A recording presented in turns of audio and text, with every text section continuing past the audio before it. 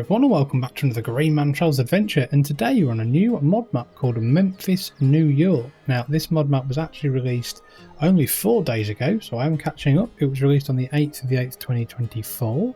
It is cross-platform compatible, so PC, Mac, PlayStation 4, PlayStation 5, Xbox One and the Xbox series of consoles.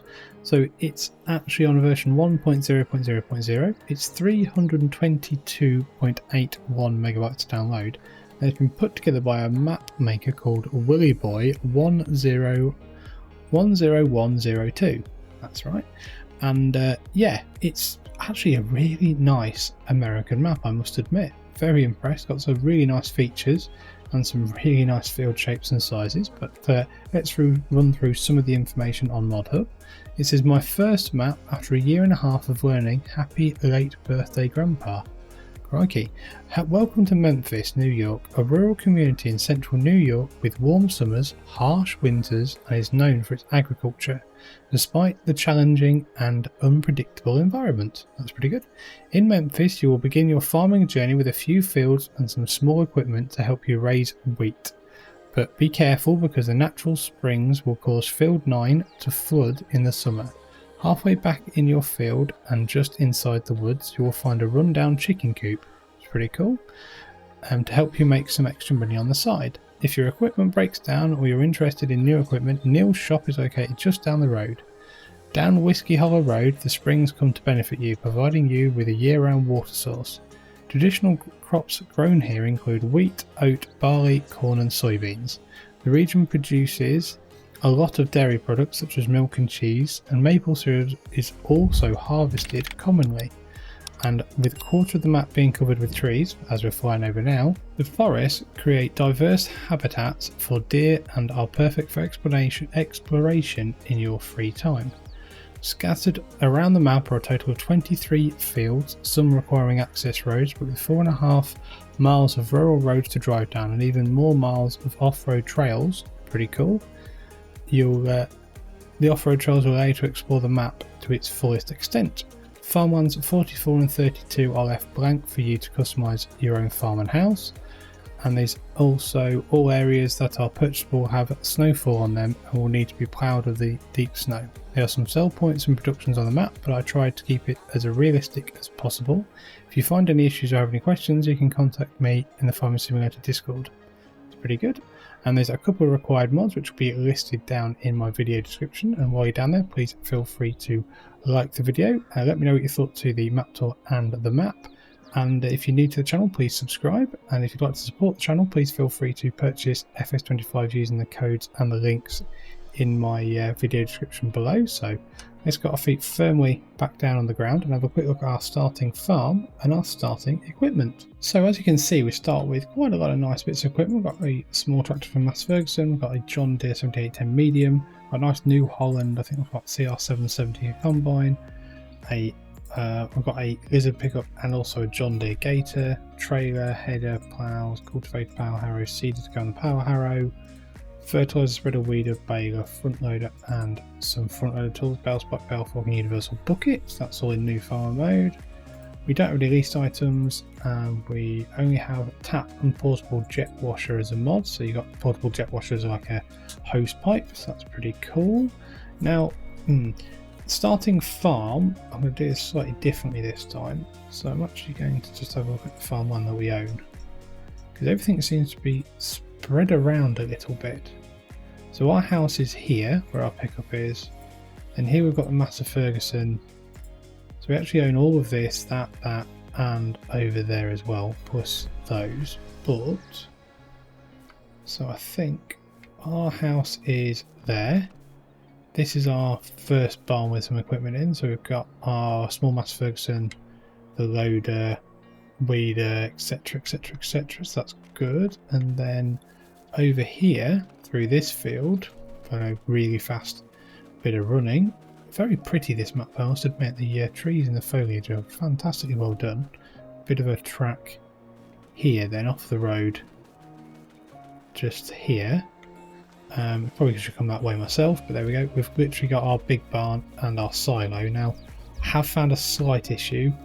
Kind of can't really easily get your combine out that door at the end, so because you've got the silo there. So small issue, but I'm sure that can probably be fixed with them with the silo somewhere else. But yeah, it's still a nice big area around here by the looks of it to obviously do your farmyard and get it all set up and sorted, so not bad at all. So fields wise, well, we start with quite a lot actually. Farmland wise, we've got field 4, 9, 10, 56, 15 and 55. I mean, fields 55 for farmland, 55, 9 and 4, which is 10, 23 and 3. They are absolutely massive fields for a 770 harvester, I must admit. So you're going to be there quite a while doing those, but it's not a bad thing. Get you really set up on this map in new farmer mode. Crop calendar wise, I think that's been altered, because I don't think normally you can do March and April planting for wheat, or maybe you can. I'm trying to think. It looks a bit different. I don't know why, but I think it looks a little bit different. But it might be just me being a bit silly on this one. I've been looking at crop calendars on like 4 videos in a row now, so there we go. Right, so productions wise, sorry, not productions, selling all your bits and bobs. So you start with 20,000 litres of wheat in the silo when you first start. So most things sell, obviously olives don't. That's something to be aware of, but I don't think many people do olives these days. It looks at least be 1, maybe even 2 or 3 places to sell things. Let's keep going. Chocolate doesn't sell, interestingly. Solid food doesn't, that's normal. Slurry, WSA, lime, etc. Okay, so pretty standard when it comes to that. No, hay, grass and side do, so that's fine. We start with a small chicken coop. So let's see if we can find that. It's back here. Crikey. Yeah, that really is in the middle of the forest, isn't it? So how big is that? That is a 20 head or 60 head, and you start with 20 chickens, so we've got not too bad there at all. So, oh, that's where our gator is. Okay, it's good to remember. Production chains in new farm mode, you don't start with any, so that's okay. So let's move on to our actual PDA itself.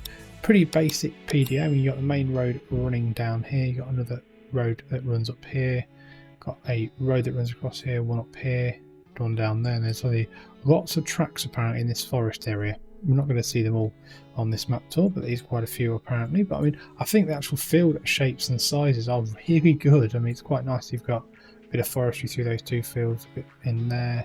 None of the fields are perfectly like angular and level and straight, so I think that's quite nice and quite natural in my opinion. And there's some really big fields. I mean, 15 is absolutely massive. How big is 15?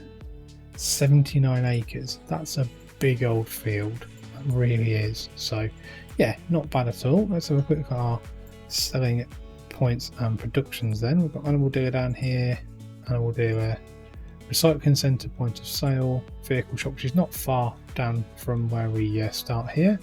So that's our chickens. We've got a multi-fruit silo, got American barn with hayloft, so our barn's actually a hayloft as well. Sawmill and sawmill, kind of right in the centre of where the trees are, so that makes sense.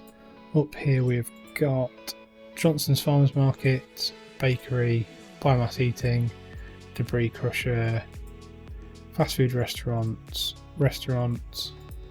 grain mill, and finally a spinnery. So pretty basic productions there, so nothing revolutionary, but still quite nice. I'm going to go around in this pickup, I think, have a bit of a drive around in this pickup. Right, so have a quick look where we are then. We're there. I think if we go left, I think for a start, let's go left and have a quick look at the big long route. So as you can see, it's not a perfectly flat map, it's pretty flat. I mean, that farm to our left, our main farm there, is pretty low compared to the road. The fields look like they have some like undulation on them, but not a massive amount. They do have a little bit, don't they?